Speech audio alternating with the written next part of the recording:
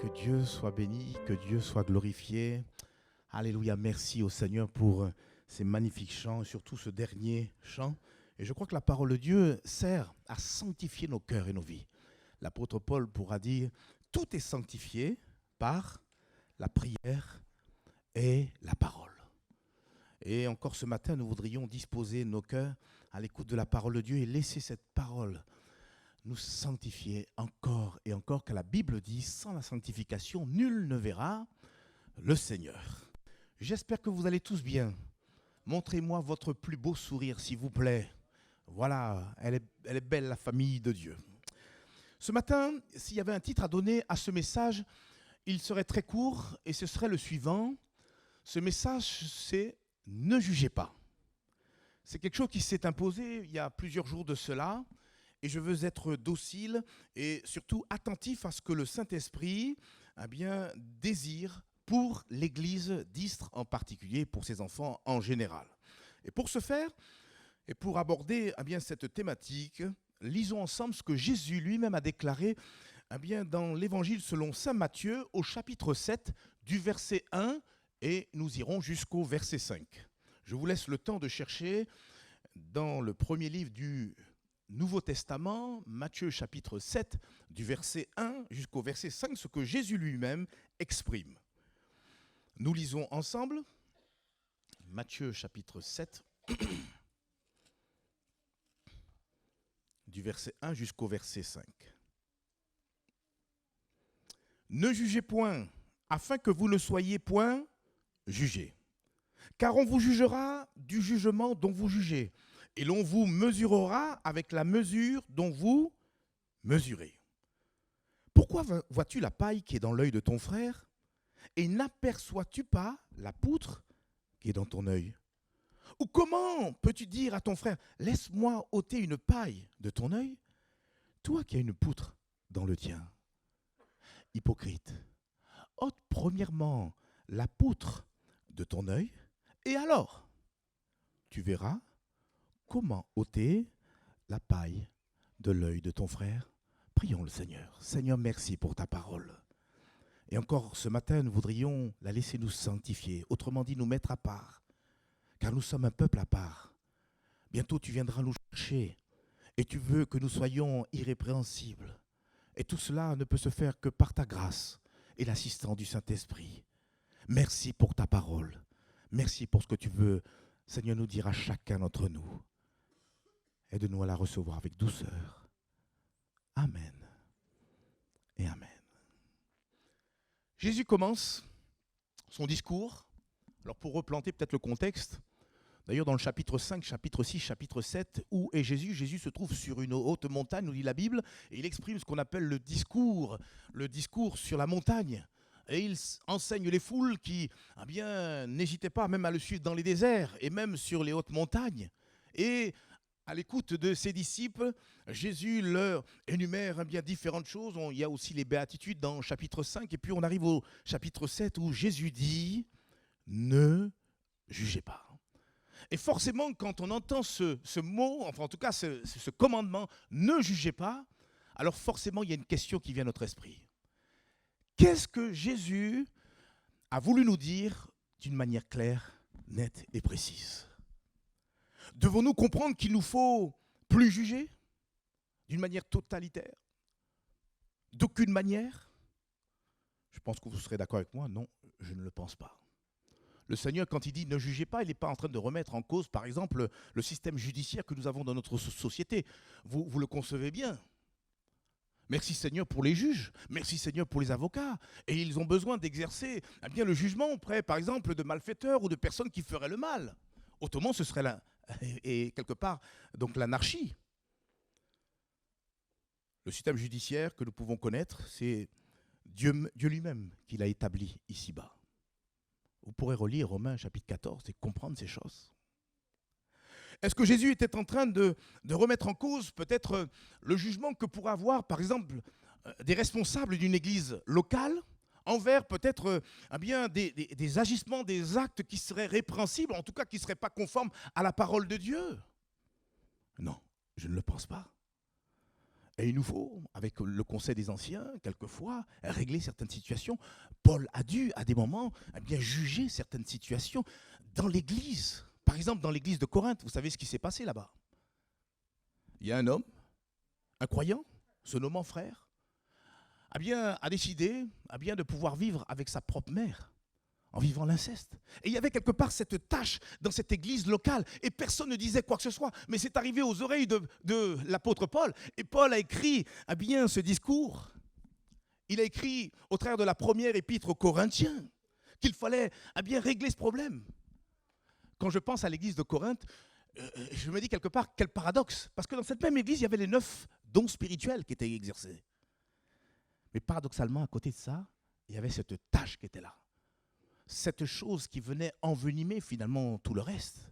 Et d'ailleurs, dans le même chapitre 5, l'apôtre Paul sera dire « Un peu de levain fait lever toute la pâte ». Et je vous demande, j'en profite, de prier pour le conseil des anciens, ainsi que moi-même, lorsque quelquefois on se retrouve et on doit traiter certaines affaires. Car il faut que le bon ordre puisse régner, il faut que le Seigneur soit glorifié, on vient de le chanter. Seigneur, notre seul désir, c'est de t'obéir et être saint.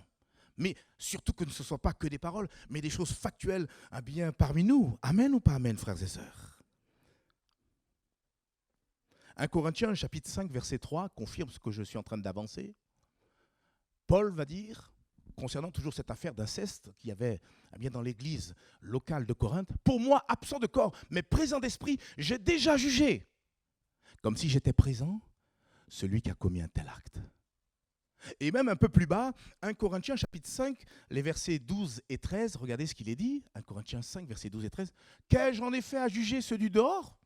N'est-ce pas ceux du dedans que vous avez à juger?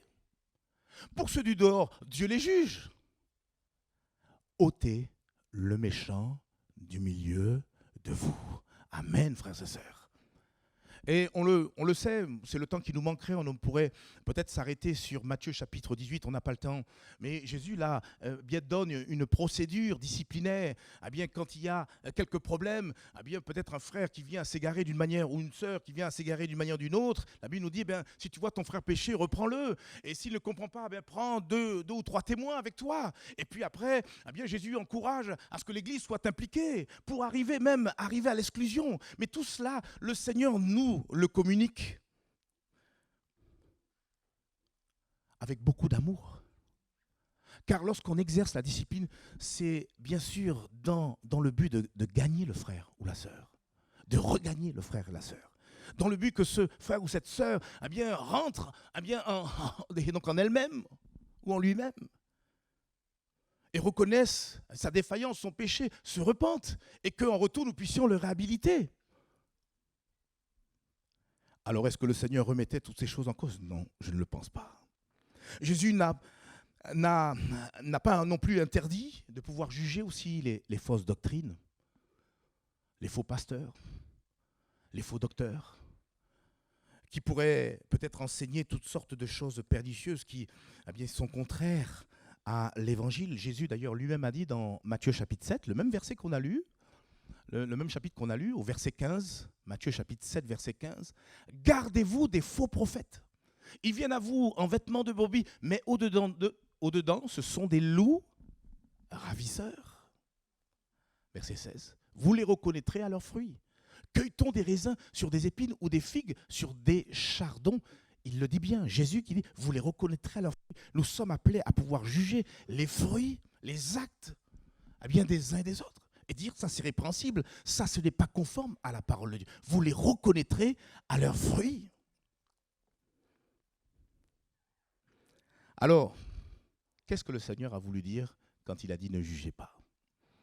Alors, ça me vient aussi à l'esprit, vous savez que la Bible aussi même nous rappelle que nous serons bien plus tard amenés à juger même les anges déchus. C'est écrit dans la Bible. Donc quand il dit ne jugez pas, ce n'est pas d'une manière absolue. Alors la question est, qu'est-ce que le Seigneur a réellement voulu dire quand il a dit ne jugez pas? En fait, lorsque Jésus dit ne jugez pas, Jésus fait allusion à tous ces jugements, j'ai envie de dire négatifs. Ces jugements que nous portons sur les personnes et qui nous emmènent quelque part à les condamner, à les catégoriser, à les cataloguer. Je vous donne un exemple parmi tant d'autres. Un ami vient vous mentir dans une certaine circonstance. Mais vous découvrez que le mensonge est bien là et vous le mettez à la lumière. Et cet ami, tout confus, vous demande pardon. Mais vous restez sur cette découverte. Tu m'as menti. Et quelque part, vous le condamnez. Tu es un menteur invétéré. Tu es quelqu'un qui a toujours menti. C'est ça, ce jugement-là, qui ne sert qu'à condamner, qui est certainement répréhensible. Quand Jésus dit ne jugez pas, c'est par exemple quand Jésus lui-même a apporté cette parabole où il a mis en évidence deux chrétiens qui rentrent dans une église. Je le fais en mode français courant. Et la Bible nous dit qu'il y a là un publicain et puis un pharisien. Et le pharisien, quand il prie, il ne prie même pas à voix haute, mais c'est intérieurement. Et Dieu connaît et lit les cœurs. Cet homme est là, Seigneur, je te loue parce que je ne suis pas comme le reste du monde. Je ne suis pas non plus comme celui qui est juste à côté, c'est-à-dire ce publicain. C'est un jugement ou non? Et si les autres ne l'entendent pas, Jésus l'entend. Et c'est ça que le Seigneur condamne. C'est ça que le Seigneur pointe du doigt. Pour parler du Seigneur Jésus, lui-même a été l'objet de pas mal de jugements.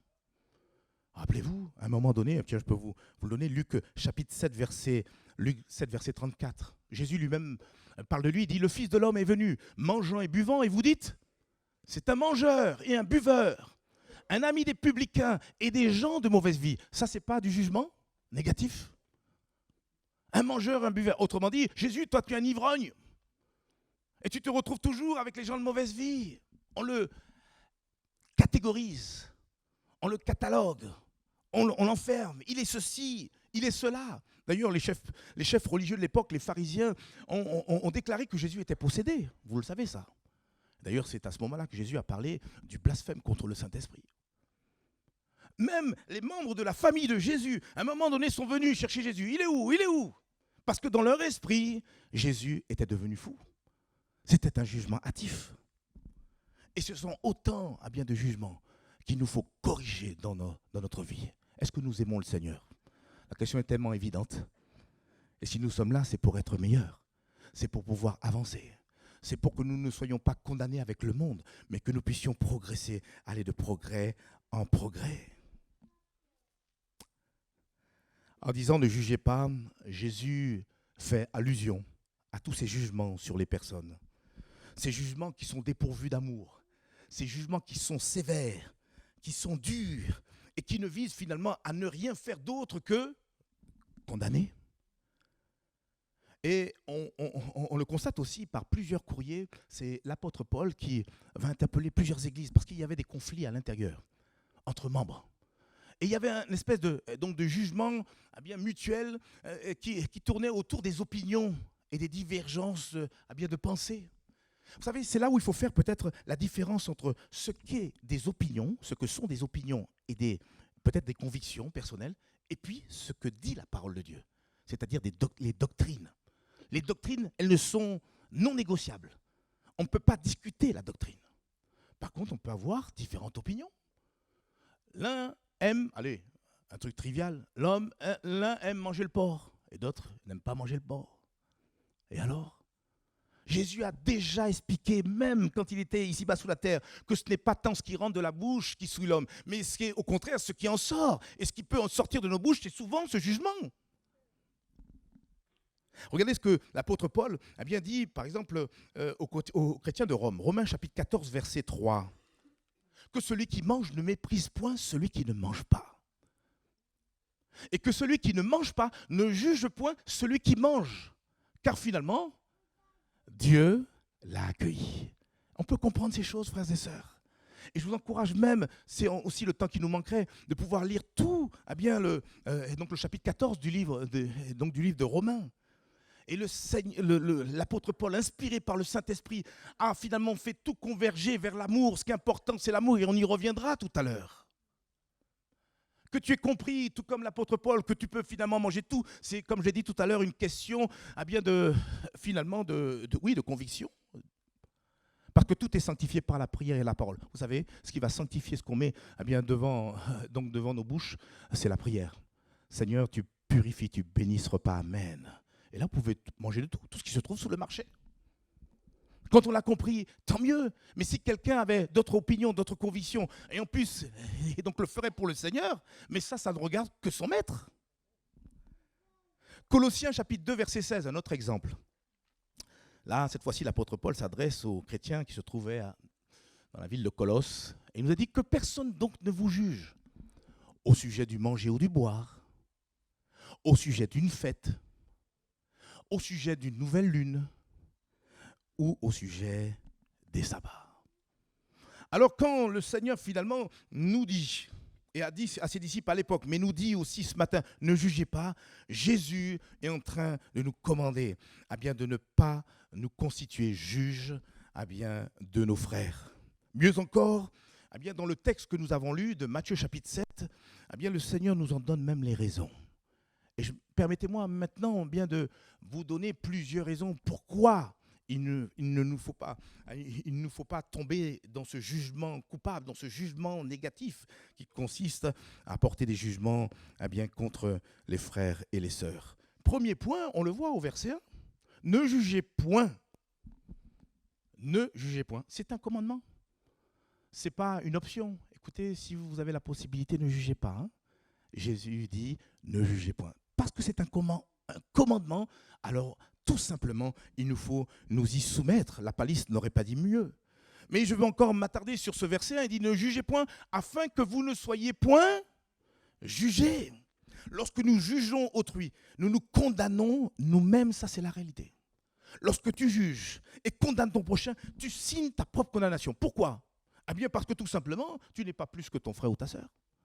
Tu es imparfait, tu es faillible, tu es pécheur. Et quelque part, nous brochons tous de différentes façons. J'aime à le dire, lorsqu'on pointe le doigt vers quelqu'un, regardez le geste, hein, on pointe le doigt vers quelqu'un. Tu as fait ça, tu as fait ça. Et le doigt est bien droit, hein. Attention. Mais on oublie les 3 doigts qui nous accusent. Ces 3 doigts, ça peut être Dieu le Père, Dieu le Fils, Dieu le Saint-Esprit. Ces 3 doigts, ça peut être même ton propre corps, ton âme et ton esprit. Ces 3 doigts, ça peut être ta propre femme, tes propres enfants et même ceux qui te côtoient. Ça peut être aussi ta conscience. Toutes les fois où tu pointes, tu as fait ça, tu as fait ça. Tu te condamnes toi-même. Romains chapitre 2, verset 1, nous l'explique quand l'apôtre Paul va dire ô homme, qui que tu sois, quelle que soit ta connaissance, quel que soit ton âge, quelle que soit ta position sociale, ô homme, qui que tu sois, toi qui juges, tu es donc inexcusable, car en jugeant les autres, tu te condamnes toi-même, puisque toi qui juges, tu fais les mêmes choses. Alors, c'est vrai, peut-être pas pareil, de la même manière, mais tu fais quand même les mêmes choses. Ça s'appelle communément péché. Et nous sommes tous pécheurs les uns les autres. Amen ou pas amen? C'est ça la réalité. C'est ça la réalité. Pourquoi nous ne devons pas juger? Parce que nous serons jugés avec la mesure que nous aurons appliquée aux autres. C'est ce que dit Matthieu, les versets 1 et 2. Ne jugez point afin que vous ne soyez point jugés. Verset 2 surtout. Car on vous jugera du jugement dont vous jugez. Et l'on vous mesurera avec la mesure dont vous mesurez. Il y a un principe spirituel qu'on ne doit pas perdre de vue. Quel est ce principe spirituel? Ce que tu sèmes, tu le récolteras.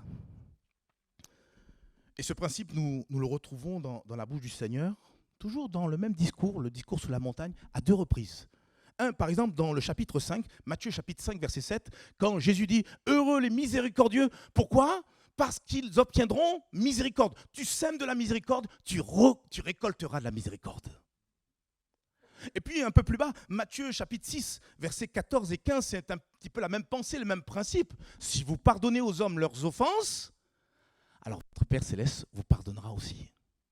Mais si vous ne pardonnez pas aux hommes, votre Père ne vous pardonnera pas non plus vos offenses. Et c'est pour ça qu'un peu plus tard, toujours dans Matthieu me semble-t-il, Jésus va raconter cette parabole où cet homme devait une somme immense par rapport au roi.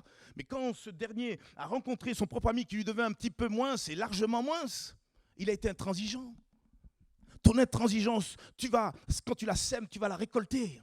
ta méchanceté, eh bien, tu vas tôt ou tard la récolter. C'est pour ça, ce matin, nous sommes là pour devenir meilleurs et pour voir, eh bien, alléluia, semer des bonnes choses pour après récolter de bonnes choses. Pourquoi nous ne devons pas juger? Mais Jésus nous commande de ne pas juger. Eh bien, pourquoi? Parce que tout simplement, Dieu seul est habilité à pouvoir juger. Et lorsque quelque part, nous jugeons le prochain à tort et à travers, nous nous mettons à la place de Dieu. Or, Dieu seul est habilité et juste et digne de juger autrui. D'ailleurs, il faut le savoir, la première mention bien, de juge dans la Bible, c'est sorti de la bouche d'Abraham. Regardez avec moi Genèse chapitre 18, verset 25, et regardez ce qu'il dit. Faire mourir le juste avec le méchant, en sorte qu'il en soit du juste, comme du méchant. Loin de toi cette manière d'agir. Loin de toi. Il s'adresse à Dieu. Abraham avait une intimité. Il a été aussi appelé l'ami de Dieu et le père de la foi. Celui qui juge toute la terre n'exercera-t-il pas la justice? Voilà la première notion d'un juge sur la terre. Si vous trouvez un peu avant, appelez-moi. Mais me semble-t-il, c'est le premier endroit où un homme déclare que celui qui juge toute la terre, c'est Dieu lui-même. Et on peut le voir même un peu plus bas quand le prophète Ésaïe déclare aussi la vérité suivante quand il dit, Ésaïe chapitre 33, le verset 22, « Car l'Éternel est non seulement notre juge, mais l'Éternel est aussi notre législateur. » C'est celui qui légifère, c'est celui qui met en place les lois. Quand Moïse est monté sur la montagne, il est resté 40 jours et 40 nuits, il est redescendu avec les 10 commandements. C'est lui qui donne les lois, c'est lui qui impose les règles. Amen. Mais l'Éternel est aussi notre roi. Et ça me rappelle un petit peu le bon week-end que nous avons passé la semaine dernière, le week-end dernier avec notre frère. Il faut qu'il règne parce qu'il est véritablement notre roi. L'Éternel est notre roi, c'est lui d'ailleurs aussi qui nous sauve, il est aussi notre sauveur. Mais je mets l'accent sur le fait que l'Éternel est notre juge. Et laissons-le juger, car il sait si bien le faire. Aussi, c'est l'apôtre Jacques qui, à son tour, dans son épître, au chapitre 4, et les versets 11 et 12, va dire la chose suivante. Ne parlez point mal les uns des autres. Frères, celui qui parle mal d'un frère ou qui juge son frère, parle mal de la loi et juge la loi. Or, si tu juges la loi, tu n'es pas observateur de la loi, mais tu en es juge. Et le verset 12 vient confirmer le verset qu'on a vu précédemment. Un seul est législateur et juge, c'est celui qui peut sauver et perdre. Mais toi, qui es-tu qui juge le prochain? Il faudrait tellement que le Seigneur nous délivre de toute forme, de tout esprit de jugement. Tellement qu'on soit affranchi. Il n'y a que seul l'amour et la présence du Saint-Esprit. Plus on sera débordant de l'amour de Dieu, plus nous serons éloignés de ce piège redoutable, qui est cet esprit de jugement, qui vise uniquement, je le précise, à condamner. Pourquoi nous ne devons pas juger? Jésus nous commande de ne pas juger en raison de notre connaissance limitée. Nous sommes limités. On vend aujourd'hui des portables avec des forfaits illimités, mais sur le plan humain, l'être humain est limité. Contrairement au Seigneur qui sait toutes choses, qui est omniscient, nous, parce que nous sommes limités, nous ne devons pas juger les personnes. Pourquoi? Parce qu'il y a plein d'éléments qui nous échappent. Quelquefois, il nous manque le contexte de la personne. Quelquefois, il nous manque finalement les plus profondes intentions ou les motivations de la personne. Il nous manque trop d'infos pour avoir un jugement objectif, pour avoir un jugement juste, pour avoir un jugement vrai. Et à cause de cela, souvent notre jugement sur les personnes se base soit sur des a priori ou des préjugés. Ah mais quand je lui ai dit ça, tu aurais vu sa tête, alors là c'est sûr, il est ceci, il est comme ça, il est... Attention, peut-être qu'on a raison, mais peut-être pas. Quelquefois, on s'arrête dans nos jugements sur les personnes uniquement par rapport à ce que nos yeux voient. Et c'est là où, soyons honnêtes, on s'est tous fourvoyés. À qui c'est arrivé? Moi, je lève la main. Seulement, comme main. À qui c'est arrivé? Attendez, soyons honnêtes, on est là pour apprendre. Ah bon, il y a des gens qui gardent quand même la main. Ok.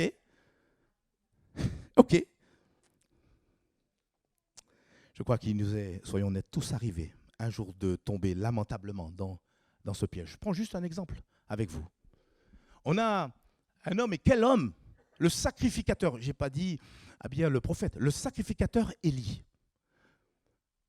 qui s'occupait du temple. À l'époque, c'était donc bien sûr le tabernacle.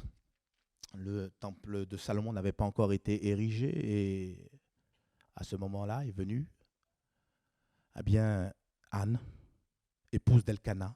Et on peut lire son histoire dans 1 Samuel, chapitre 1, versets 9 à 17. Vous voulez bien regarder cette histoire? Elle est flagrante, c'est vraiment un exemple très flagrant de tous ces jugements qui portent sur le préjugé, sur les a priori. Anne se leva et après que l'on eut mangé et bu à Silo, le sacrificateur Élie était assis sur un siège près de l'un des poteaux du temple de l'Éternel. Et l'amertume dans l'âme, Anne pria l'Éternel et versa des pleurs. Il faut comprendre le contexte. Anne était stérile et à l'époque, c'était vraiment bien quelque chose de dramatique de ne pas pouvoir porter des enfants. Et elle fit un vœu en disant, Éternel des armées, si tu daignes regarder l'affliction de ta servante, si tu te souviens de moi et n'oublie point ta servante, et si tu donnes à ta servante un enfant mâle, je le consacrerai à l'Éternel pour tous les jours de sa vie, et le rasoir ne passera point sur sa tête. Comme elle restait longtemps en prière devant l'Éternel, Élie observa sa bouche. Vous voyez les yeux. Élie est là. Il est sur son fauteuil. Peut-être qu'il se bascule là. Il commence à froncer les sourcils. Mais parallèlement, Anne est en train de vivre autre chose. Anne parlait dans son cœur et ne faisait que remuer les lèvres. Mais on n'entendait point sa voix. Et Élie, continuant à froncer les sourcils, pensa qu'elle était ivre. Il a déjà jugé cette femme dans son esprit. Et il lui dit, mais jusqu'à quand seras-tu dans l'ivresse? Fais passer ton vin. Et Anne répondit, regardez la douceur de cette femme. Non, mon Seigneur, je suis une femme qui souffre en son cœur. Et je n'ai bu ni vin, ni boisson enivrante. Mais je répondais mon âme devant l'Éternel. Waouh! Ne prends pas ta servante pour une femme pervertie, car c'est l'excès de ma douleur et de mon chagrin qui m'a fait parler jusqu'à présent. Et Élie reprit la parole et dit, mais va en paix, et que le Dieu d'Israël exauce la prière que tu lui as adressée. Un exemple flagrant d'un homme de Dieu, c'est le cas. Qui à un moment donné a jugé une situation, peut-être de manière hâtive, avec des préjugés, et c'est royalement fourvoyé. Peut-être, la Bible ne nous le précise pas, peut-être à ce moment-là, tout confus, il a été amené à demander pardon à cette femme. C'est pourquoi, frères et sœurs, prenons garde à nos jugements qui sont basés sur l'apparence.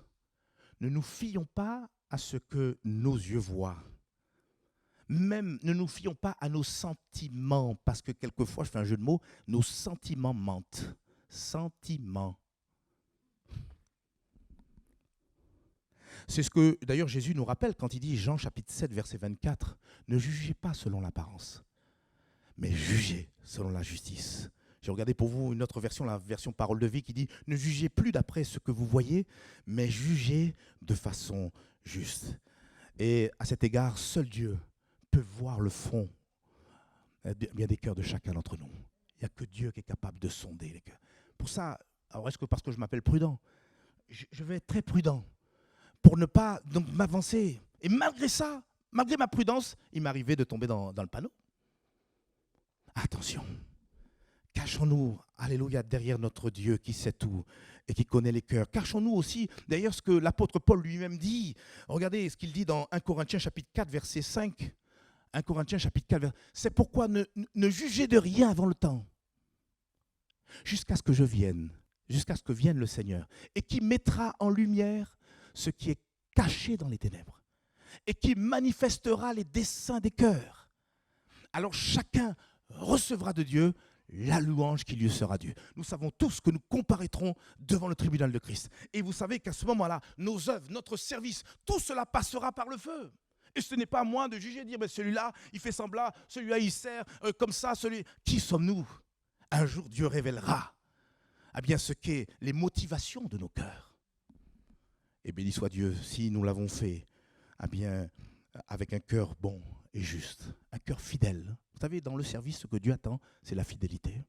Ce qu'il attend, c'est que toujours quand nous servons Dieu, c'est pour la gloire du Seigneur. Cherchons la gloire du Seigneur et nous serons récompensés par Dieu. Parce qu'à lui revient toute la gloire, que le nom de l'Éternel seul soit béni. Alors je voudrais terminer bien sûr par quelque chose de très donc pratique et factuel. Comment éviter de tomber dans un jugement coupable, dans un jugement négatif. Comment? Juste 2 réponses. Je ne dis pas que la liste est exhaustive, mais voyons juste 2 points. Comment éviter de tomber dans un jugement négatif? Premièrement, en prenant conscience de nos propres défaillances.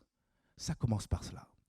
Et c'est justement pour cela, pour revenir à notre texte d'introduction, que Jésus a utilisé non pas une parabole, mais une hyperbole. Alors qu'est-ce qu'une parabole déjà? C'est cette histoire que Jésus met en évidence juste pour après transmettre un enseignement spirituel à ceux qui l'écoutent. Mais une hyperbole, c'est cette fois-ci une histoire qu'il va même amplifier, exagérer même. Toujours pour le même but, pour apporter un enseignement. Et c'est alors que Jésus, à quel verset? Au verset 3, Matthieu chapitre 7, verset 3 à 5, Jésus va mettre en évidence la paille et la poutre. Rappelez-vous, allez, on peut le relire, ça va nous rafraîchir la mémoire. Verset 3, pourquoi vois-tu, quoi? La paille qui est dans l'œil de ton frère et n'aperçois-tu pas la poutre qui est dans ton œil? Et il rajoute, ou comment peux-tu dire à ton frère, laisse-moi ôter une paille de ton œil, toi qui as une poutre dans le tien? Et il rajoute, il dit, hypocrite, ôte premièrement la poutre de ton œil. Et alors tu verras comment ôter la paille de l'œil de ton frère. Et on l'a compris par cette histoire ou cette hyperbole, Jésus n'avait qu'un seul but, de pouvoir montrer ou mettre en évidence la folie de l'être humain qui va chercher ou s'évertuer à se préoccuper des défaillances des autres, alors que notre propre conscience nous rappelle que nous-mêmes, on a aussi des choses à régler, et peut-être même plus grandes que celles qu'on essaie de chercher chez l'autre. C'est vrai ou c'est pas vrai? Et quelque part, Jésus nous invite premièrement à régler nos propres problèmes, avant de prétendre régler ceux d'autrui. Et pour cela, on a besoin de permettre à Dieu de sonder notre cœur. Purifie mon cœur. Seigneur, montre-moi encore ce qui peut être encore un obstacle pour que je puisse avancer et porter davantage de fruits.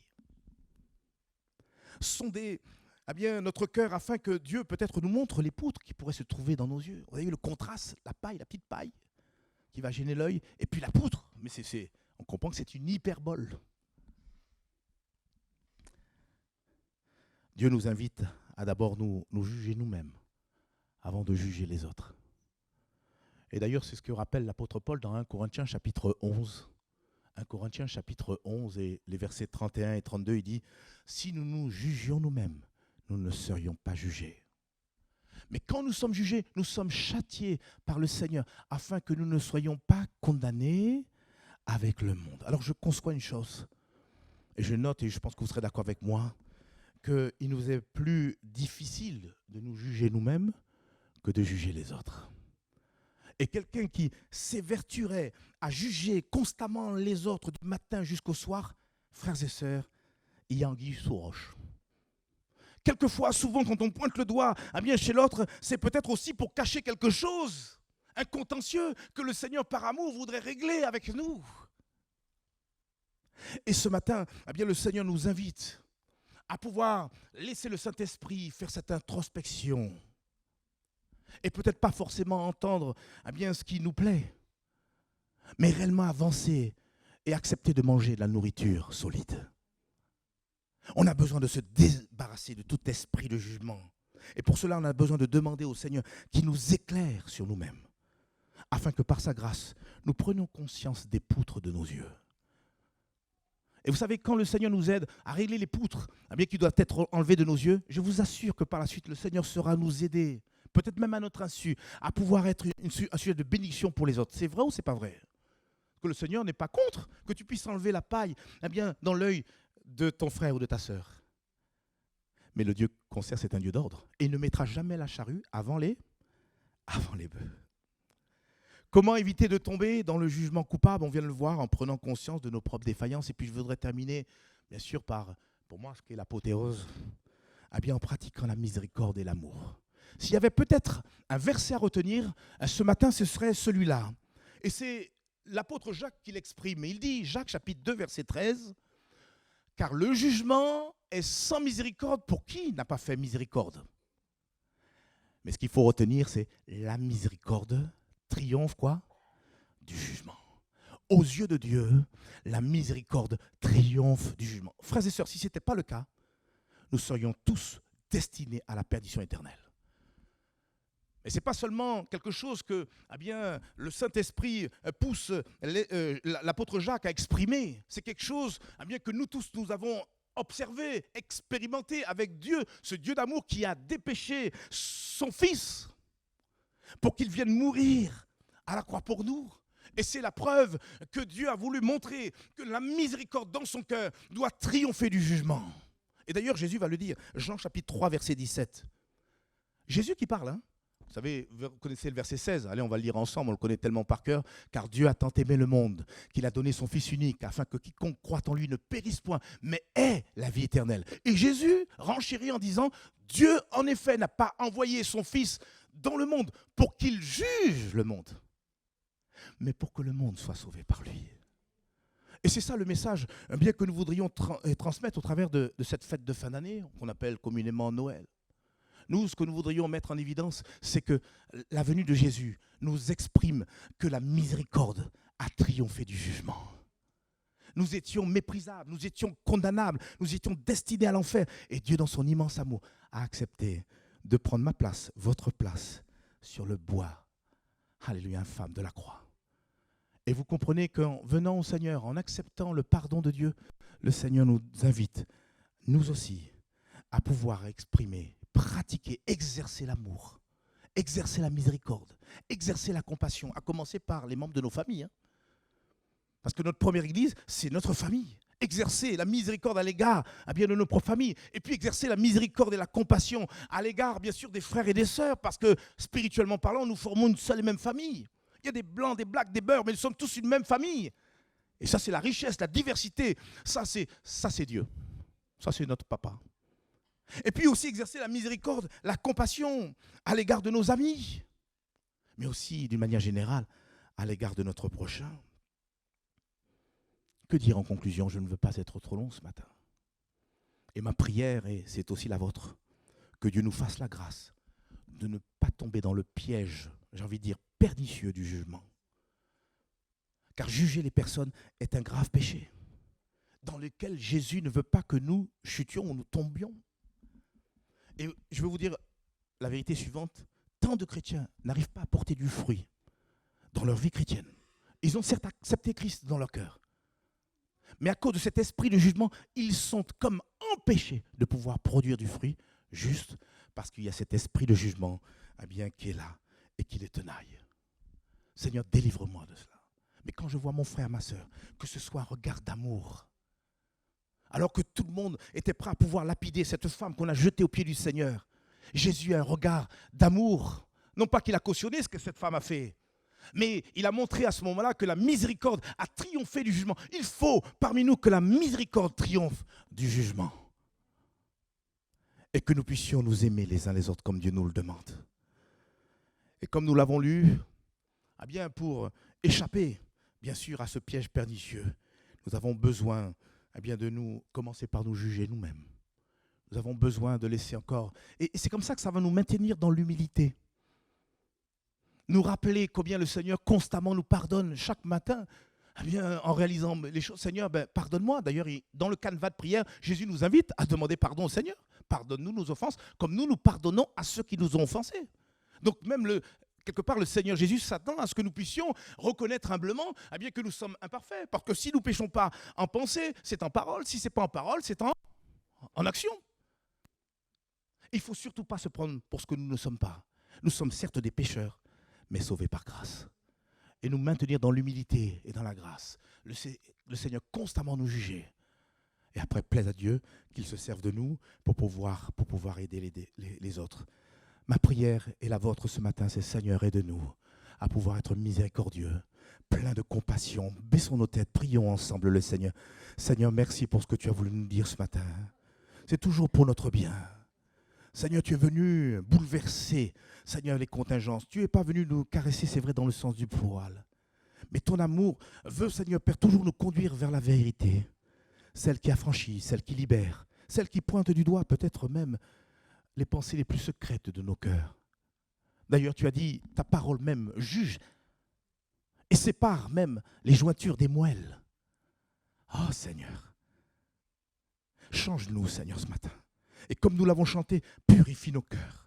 Délivre-nous de toute forme d'esprit de jugement, Seigneur. Et peut-être, si cet esprit de jugement est là, et constamment du matin jusqu'au soir, ou du soir jusqu'au matin, peut-être que je suis encore loin, Seigneur Père, de ton amour. Peut-être que je suis encore loin du compte. Seigneur, rapproche-moi de toi. Rapproche-moi de ton amour. Donne-moi à me cacher en toi. Donne-moi à me laisser transformer en ta présence.